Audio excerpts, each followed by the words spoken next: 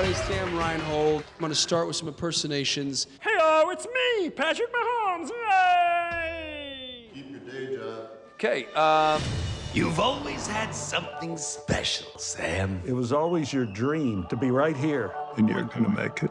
I loves you. Loves you, Gramps. Buried deep down where no one can see. You wish someone would waltz in and wave a magic wand, catapult your career, make everything perfect for you. It doesn't have to be like this. I have something that can change everything. I'm the one who can make all your dreams come true.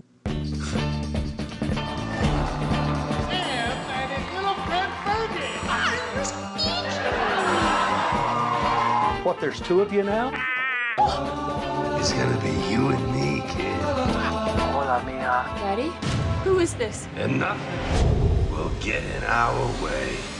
Are you not entertained? Be careful, Sam. Because if you don't have your head on straight, show business will be the last business you are in.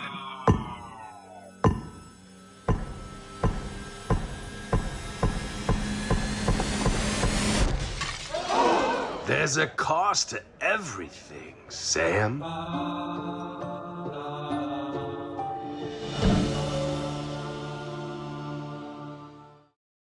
right. Ladies and gentlemen, boys and girls, children of all ages, we are here today to talk about the brand new film, Mimic, not written, but starring and directed by Kristoffer Polaha and starring the wonderful MORIAH. Say hello to everybody.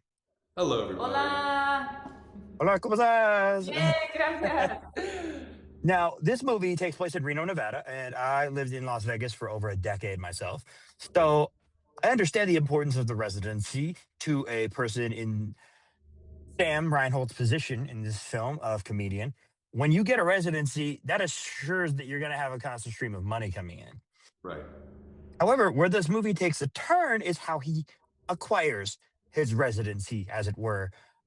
He is given a very strange puppet that he must perform with, according to his brand new agents from the mysterious and nefarious agency.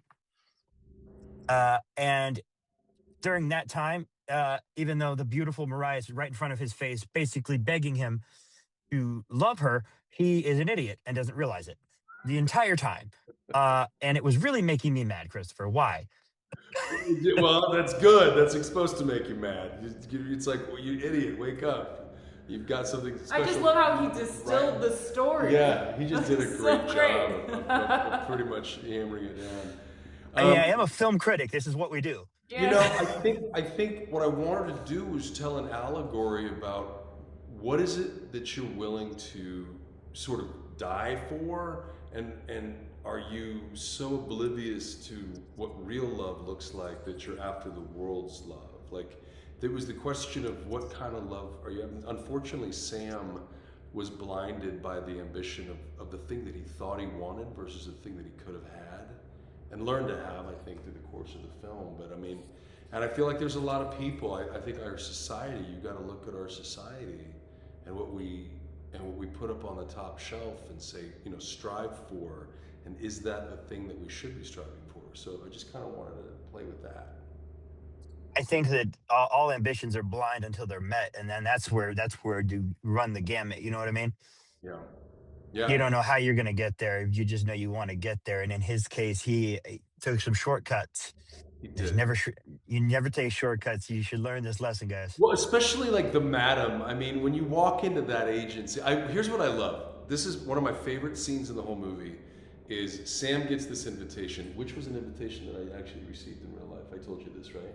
No. So I got an Just envelope. learning that. I got an envelope in the mail. I was on an ABC show, and it was a cardstock, thick, embossed, gold embroidered, and it said, "Kristoffer, we want to invite you to be part of an elite society of actors, artists, entertainers, musicians, athletes, newscasters, and politicians. All you have to do is sign one-time offer." And so Julianne was like, "Oh God, and she said, you should rip that up." And I did. But I thought, like, what if How What did if I I signed it? never know that? Did I That's not tell you the crazy. story? Yeah. That's like that would be a huge piece of inspiration in this entire story. Yeah, no, that's I should incredible. have told you that. No, I'm over glad that lunch. I'm learning that right now. That makes Her it even manager's more like, special. great, that would have been good information. No. But so what I wanted to do was create a story of like, what if you accept that weird invitation, and then the very next day he goes in and he talks to Virginia, played by Moriah, and Moriah goes like, was there anybody with the invitation? And he's like, no. And she's like, and who do they represent? He's like, I don't know. And she's like, did you sign it? And he embarrassingly, he's like, yeah. And she's like, And just the look on her face says everything of like, because I think that Sam is super talented. And my argument would be that had Sam just stayed the course, his friend would have still called Jack Conrad. Virginia and Sam would have had this, the relationship was budding and was blossoming, and his life would have taken a very different, but I think more meaningful path, but yet he chose this shortcut. Poor guy. And that's gonna happen, A I lot think. of elite birthday parties. I could have had some fun. Worse than that, I don't know what it would happen. I wanted to ask you because, and I mean this in the best way when I say this. This reminded me a lot of like a B movie Goosebumps episode in all the best ways. Night of the Living Dummy meets B movie meets all the things that make cinema great. You know what I mean? Because I had such a great time for it. That's awesome. I'm so glad to hear you say that, because that's what we wanted. We wanted campy. We wanted a throwback to the 80s films, something that felt, this is it was a fascinating conversation I had the other day on a podcast called Dead Meat. And they were talking about the schism that happened right around 9/11 in 2001. After the towers came down, our horror films became almost like torture porn, and they became very cruel. But before that, there was almost this kind of glee in being frightened. Like when you're sitting around a campfire and someone's telling a great ghost story, and you keep like turning around to see if something's coming out of the darkness for you. And so I wanted to try to recapture that, but we had to hit a really specific balance and tone, and I'm glad to hear that you think we pulled it off. I do, and I went into the film, and I won't lie, I was like, oh man, let's see what this is gonna be.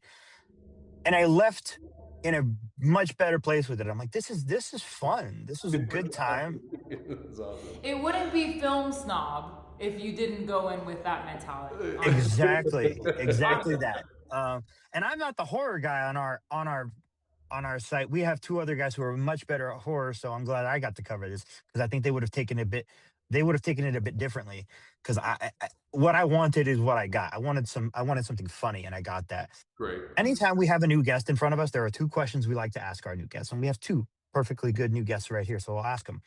First question is very easy. If you had to talk about people who inspire you throughout your career, who would you pick and why? I would pick my grandmother, Irene Castillo. She, I think, was a born movie star who immigrated to this country and spent most of her life in El Paso and was the queen of every room she walked in. She gave me such inspiration to just have confidence no matter what my parameters or limitations were. And I think of her often. She's no longer with us, but she's the reason, and one of the many reasons when I consider my whole family, why I continue to push myself to do projects like this. That's one person. Yeah. And she immigrated here from Mexico, yeah? Because you're Mexican. Yeah, that's right. That's cool. Central American, so. Beautiful, yeah. What you got for me? Mine is so less personal. That's okay. And now I feel like it's not a competition. It's not a competition at all. But I feel like if I were to pull inspiration from somebody, Clint Eastwood's career was one that I'd always had my eyes on. I happened to go to high school, and he was the mayor of Carmel, and so his whole world has always influenced me. And I love the idea that he went from being an actor to a director, and so it was something that was always inspirational to me. I love that. Now, there is a second question we normally ask, but I may not have time for it unless Amani lets me ask it. Do it. So, all right. This one's a little bit harder, and it is very simple. If you had two films you could watch for the rest of your life, What two and why? Oh, easy for me personally. Go, yeah. Okay, Selena Yes. and Drumline. Wow. Those are picks. You had Those are picks. them ready. Yeah. Once Upon a Time in Hollywood, Okay. and I'm gonna say Godfather. Once Upon a Time in Hollywood. You got to have Godfather. I feel like that's a really good option. Yeah, thanks. Now, this movie comes out in a couple of days here, February 13th. People can watch Mimics. Why should they? I think it's why should they, Mariah? Okay, if you don't like scary movies, I think you can handle this one. I'd agree. So push yourself to be a little uncomfortable because sometimes we have to get scared in order to see truth. If you do like scary movies, I would say challenge yourself to enjoy lighthearted moments that happen throughout this film, because there's a lot of joy and laughter and light to be seen woven in through the whole story. Joy, laughter, light, and Satan worshipism. All Yeah. right here in a beautiful package of Mimics. Just a little blood ritual. Exactly. Make sure you guys check out Mimics when it comes out. February 13th. Did I nail that date? Is that the right one? Yeah, February 13th, Friday the 13th. You couldn't pick a better day. Thank you guys so much for your time. They're gonna basically beat me up if I don't end it here. I really appreciate it. For Mimics, we have Kristoffer and Mariah. Thank you so much for your time. We really appreciate you, man. Appreciate you. Thank you.